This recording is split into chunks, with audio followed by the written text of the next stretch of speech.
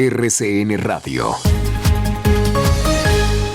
Un fraternal saludo para los oyentes de RCN en Colombia y en el mundo. Es un placer saludarlos desde la capital colombiana. Aquí les presentamos las noticias para comenzar el día que tienen que ver con las elecciones en Chile, el triunfo de Gabriel Boric en la contienda electoral de ese país.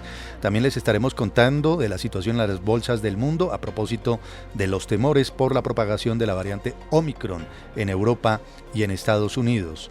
La Defensoría del Pueblo ha confirmado la muerte de 3 migrantes, al parecer provenientes de India, cuando intentaban pasar hacia Panamá. También les estaremos contando de los resultados del fútbol profesional colombiano entre el Deportes Tolima y el Deportivo Cali.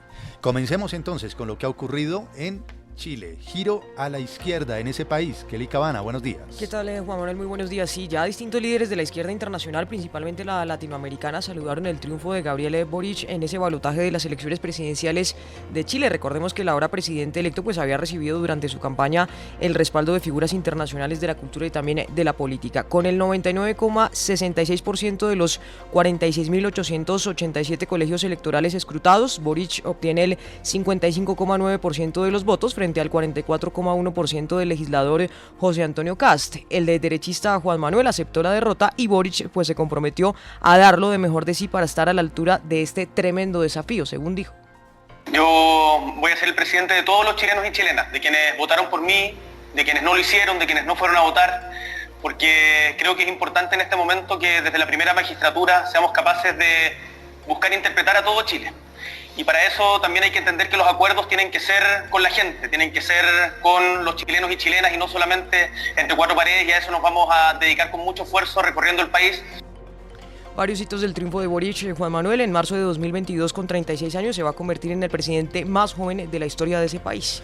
Muy bien, lo que ocurre en Chile, gracias Kelly. Entre tanto, en Colombia, este fin de semana fue liberado, concretamente en Arauca, el coronel del ejército Pedro Enrique Pérez, que había sido secuestrado por disidencias de las FARC desde abril pasado en la zona de Saravena. Luego de la liberación del coronel Pérez, el alto comisionado para la paz dijo que el gobierno no permitirá que se haga política con la liberación de los secuestrados. En el mundo, importante reportar a esta hora que la bolsa de Tokio ha cerrado con una caída de más de 2% ante los temores por la propagación de la variante Omicron de coronavirus en Europa y Estados Unidos. Por su parte, el petróleo cae 5% por los temores también sobre la demanda a raíz de la variante Omicron del COVID-19. Y es que Omicron ha desplazado a Delta ya como la variante dominante, por ejemplo, en Reino Unido, al igual que en Canadá.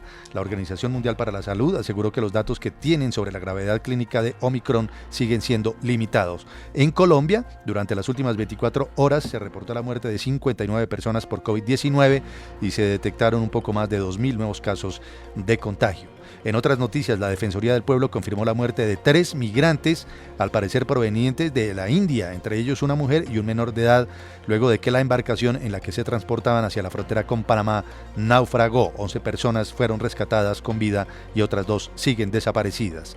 En Bogotá, la alcaldesa Claudia López se retracta por comentarios xenófobos contra migrantes venezolanos y otras noticias de la capital colombiana. Yanelda Jaimes, buenos días. Así es, Juan Manuel, muy buenos días. Fue una orden de la propia Corte Constitucional al estudiar un recurso de amparo de varios ciudadanos venezolanos. En su momento la alcaldesa Claudia López, hace algunos meses, había atribuido, dice ella, a algunos venezolanos el incremento de la inseguridad en Bogotá. Finalmente, a través de sus redes sociales, la alcaldesa Claudia López dice: me retracto y presento excusas públicas a uno de estos ciudadanos, a Carlos Fred Brender, y a otros migrantes venezolanos que residen en Bogotá y que se hayan sentido agraviados por mi proceder. También en otras noticias, aquí en la capital de la República, hay polémica por el financiamiento de la alcaldía de Bogotá, un mural alusivo al abuso policial.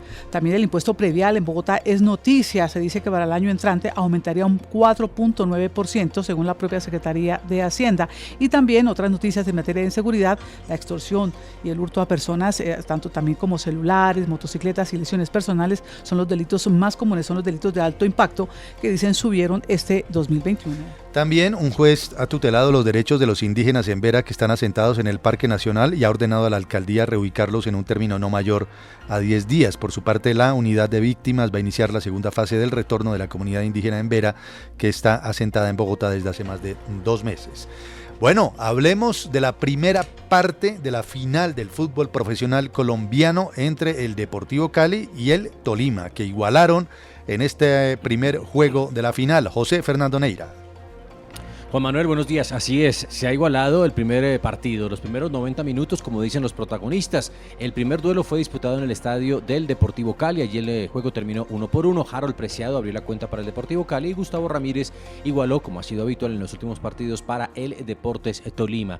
La definición será este miércoles en el estadio Manuel Murillo Toro, partido pactado para las 7:30 de la noche. Está en la pugna por el título tanto el Deportivo Cali como el Deportes Tolima. Importante también resaltar el trabajo de Luis Díaz en Portugal. Ha logrado marcar uno de los goles para la goleada en condición de visitante del Porto, 4-0 frente al Vizela. Porto es el líder del fútbol lusitano con 41 unidades, seguido del Sporting de Lisboa con los mismos puntos. Sin embargo, le favorece por diferencia de goles la posición al equipo de los colombianos Díaz y Mateus Uribe.